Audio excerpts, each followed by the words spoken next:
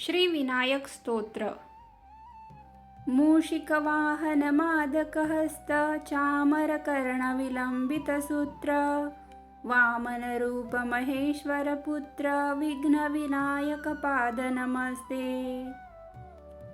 देवदेवसुतं देवं जगद्विघ्नविनायकं हस्तिरूपं महाकाय सूर्यकोटिसमप्रभं वामनं जटिलं कान्तं ह्रस्वग्रीवं महोदरं धूम्रसिन्दूरयुद्गण्डं विकटं प्रकटोत्कटम् एकदन्तं प्रलम्बोष्ठं नागयज्ञोपवीतिनं त्र्यक्षं गजमुखं कृष्णं सुकृतं रक्तवाससं दन्तपाणी च वरदं ब्रह्मण्यं ब्रह्मचारिणं पुण्यं गणपतिं दिव्यं विघ्नराजं नमाम्यहं।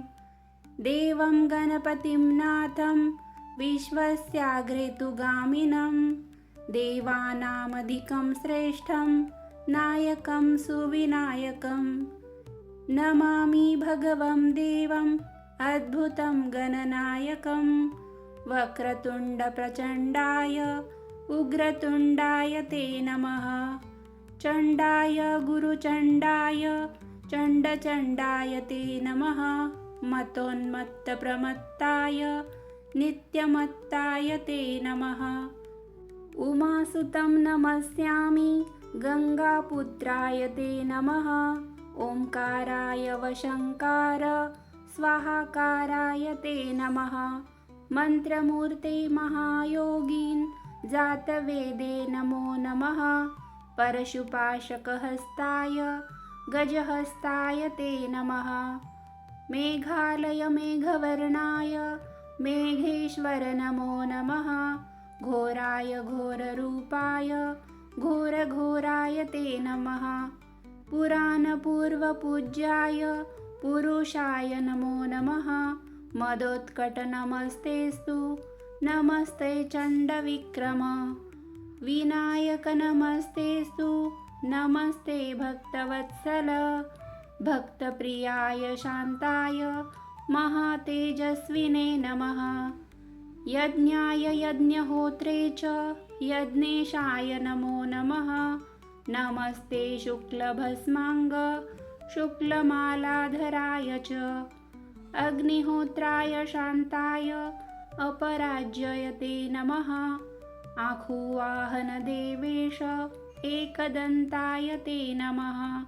मदक्लिन्नकपोलाय गणाधिपतये नमः।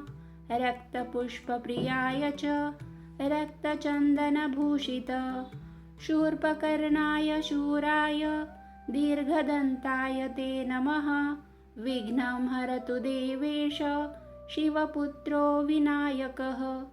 जपादस्यैव होमाच्च सन्ध्योपासनस्तथा विप्रो भवति वेदाढ्यः क्षत्रियो विजयी भवेत्। वैश्यो धनसमृद्धः स्यात् शूद्रपापे प्रमुच्यते। गर्भिणी जनयेत् पुत्रं कन्या भ्रातारमाप्नुयात्। प्रवासी लभते स्थानं बद्धो बद्धात् प्रमुच्यते।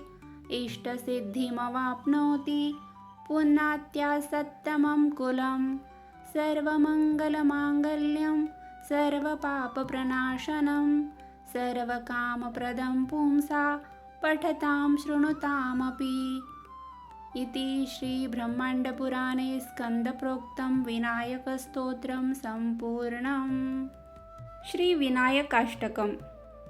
एकदन्तमीशपुत्रमाखुवाहमीश्वरं विघ्नसङ्घध्वान्तसूर्यमन्तरायनायकम् अच्युताद्यशेषदेवपूजिताङ्घ्रिपङ्कजं विघ्नशैलवज्रिनं विनायकं नमाम्यहम्।